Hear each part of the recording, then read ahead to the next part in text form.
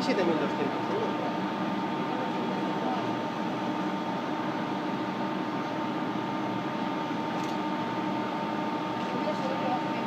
Es la primera de la serie. Esto se merece una foto, tío. ¿Por qué?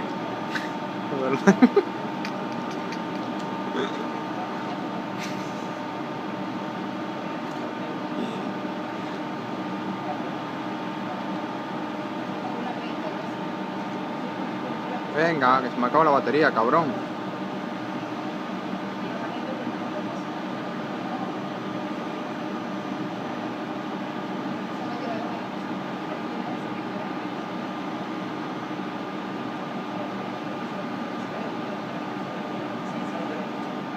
Bueno, vale. Ya.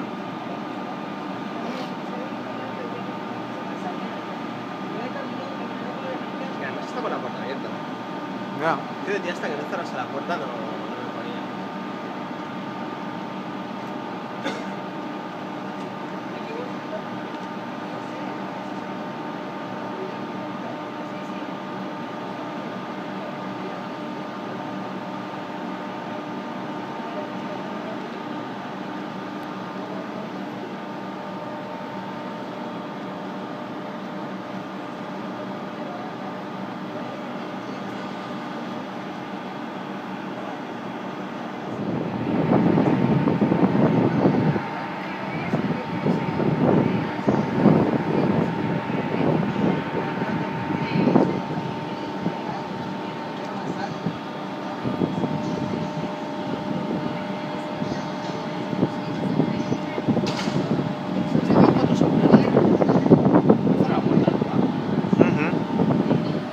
A ver, Jordi.